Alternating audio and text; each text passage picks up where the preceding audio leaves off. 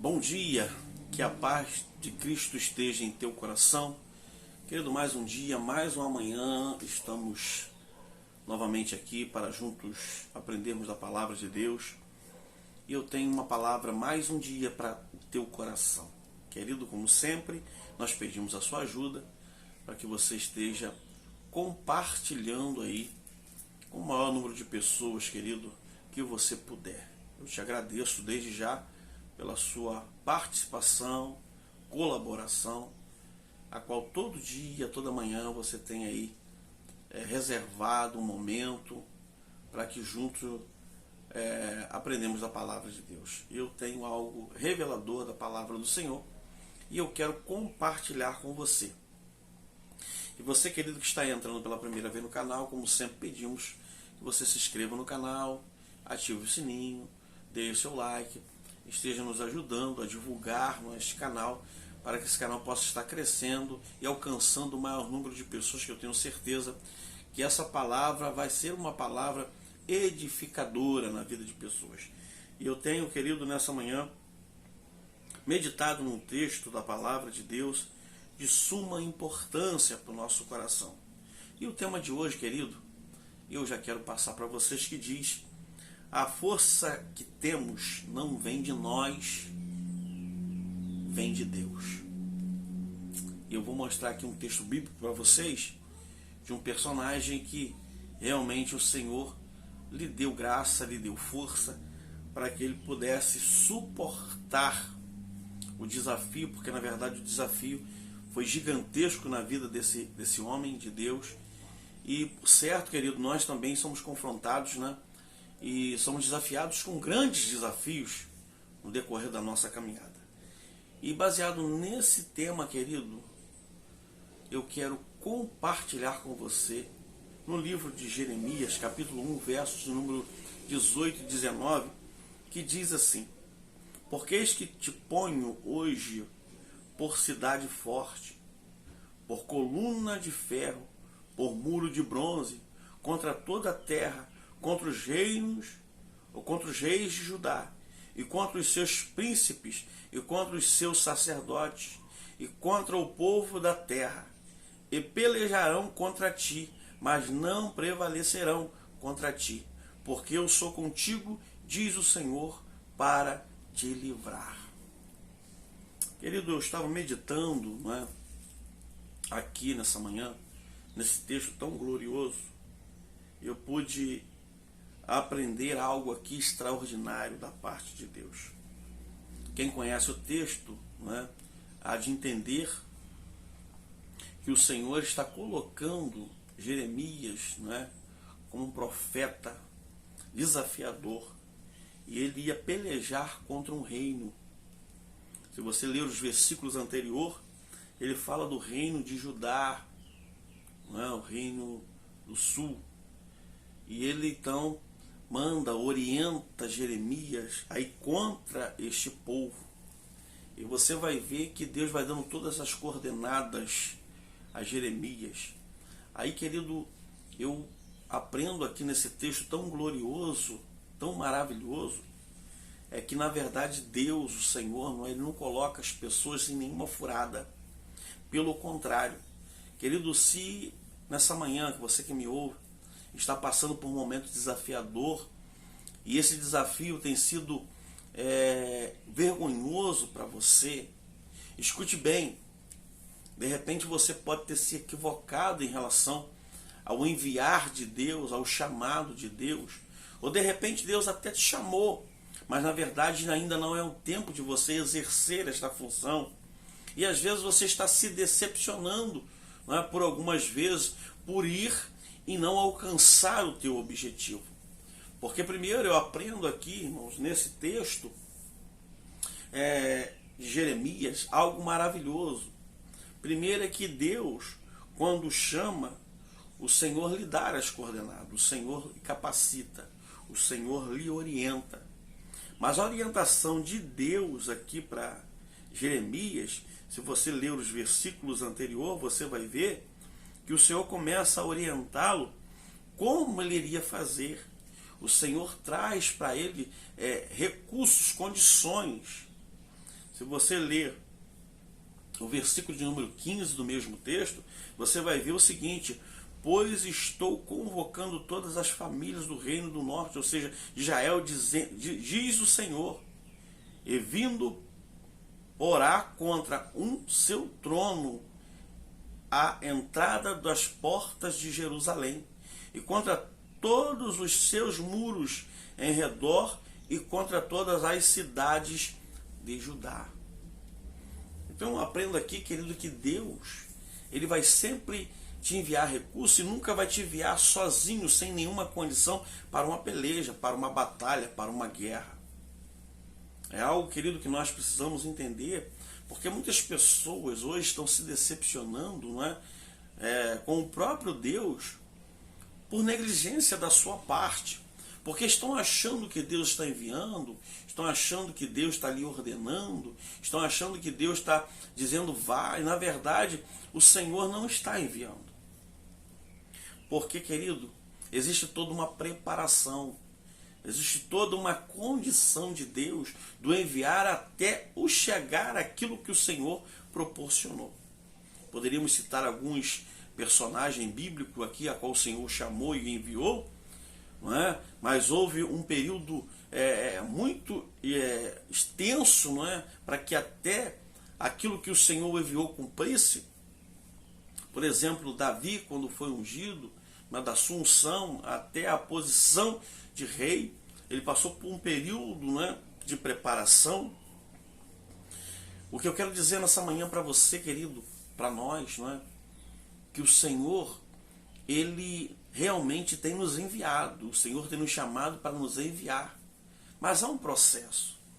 Há um processo que primeiro você vai ser chamado, segundo você vai ser solidificado, terceiro você vai ser treinado.